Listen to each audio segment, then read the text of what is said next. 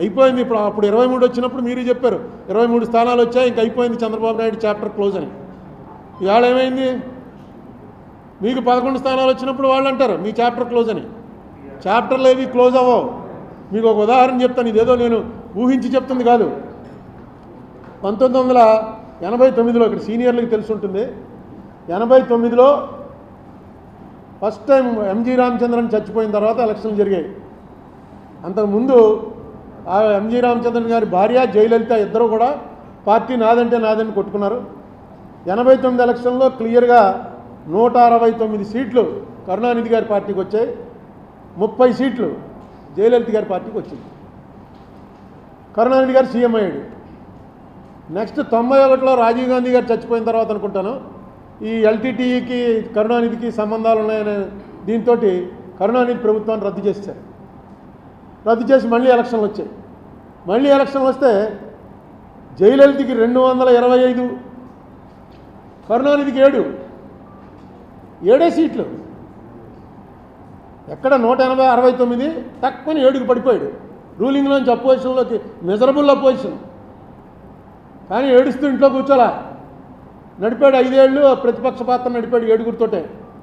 నడిపి 96 వచ్చేటప్పటికి కరుణానిధికి 221, జయలలితకి 4 అసెంబ్లీ సీట్లు. లాస్ట్ టైం 7 వచ్చిన వాడేమో 221 పెరిగాడు, 225 వచ్చిన వాళ్ళు 4కు తగ్గారు. 2011లో మళ్ళీ 203. జయలలిత 2 సార్లు నెగ్గింది, 2016లో కూడా నెగ్గింది ఆవిడ చచ్చిపోవటానికి ముందు. అంతకుముందు ఎప్పుడు ఒకసారి అయినా ఒకసారి ఆవిడ అలా వచ్చేది, 2 సార్లు నెగ్గింది ఆవిడ. ఈ రాజకీయంలో ఎప్పుడు కూడా నిస్సత్వ నిస్సహాయత ఉన్నవాడు రాజకీయాల్లోకి రావటమే అనవసరం. ఉదాహరణ చంద్రబాబు నాయుడే. ఆయన వయసుకి మొన్న వేసంకాలం టీవీలో చూస్తుంటే మనకి చెమటలు పట్టేసావు. ఏంట్రా బాబు ఇంత ఎండలో అలా పడి మెయిన్ రోడ్డు మీద నిలబడి అలా మాట్లాడుతున్నాడు, చెమటలు కారిపోతుంటే మనకే భరించలేకపోతున్నాం. ఏసీ కూర్చుని ఎలా తిరుగుతున్నాడు అంటే ఆ కసి, ఆ రాజకీయం అనేటువంటి ఆ కసి ఉండాలి. నిస్సత్వ తగ్గిపోవాలి, నిస్సహాయత నాకు ఎవడో లేడురా అన్నది ఉండకూడదు. అలా చేశాడు కాబట్టి ఆయన మళ్ళీ రివర్స్ అయింది. ఇప్పుడు జగన్మోహన్ రెడ్డి కూడా మా వాళ్ళని కొట్టేస్తున్నారు, ఇవన్నీ కూడా మామూలుగా జరుగుతూ ఉంటాయి. ఈసారి కొంచెం ఎక్కువ జరుగుతూ ఉండొచ్చు. జగన్మోహన్ రెడ్డి దీనికి మైనస్కి ప్రధానమైనటువంటి కారణం ఏంటంటే ఆయన చేసినటువంటి పనులు కక్షతో చేస్తున్నాడు అని మిడిల్ క్లాస్ జనం నమ్మారు. ఆయన చేస్తున్నటువంటివి రూల్ ప్రకారం చేశాడా, రూల్ ప్రకారం చేయలేదా అన్నది పక్కన పెట్టి, రూల్ ప్రకారం చేసినా రూల్ ప్రకారం కాకపోయినా ఇది కక్ష బట్టి చేస్తున్నారా అని ఖచ్చితంగా మెజారిటీ ప్రజలు నమ్మారు. ఇంకా ఏ బడుగు బలహీన వర్గాల వాళ్ళ ఓట్లు నీకు వస్తాయనుకున్నావో ఆ బడుగు బలహీన వర్గాల వాళ్ళంతా కూడా రెక్కాడితే కానీ డొక్కాడని జనం.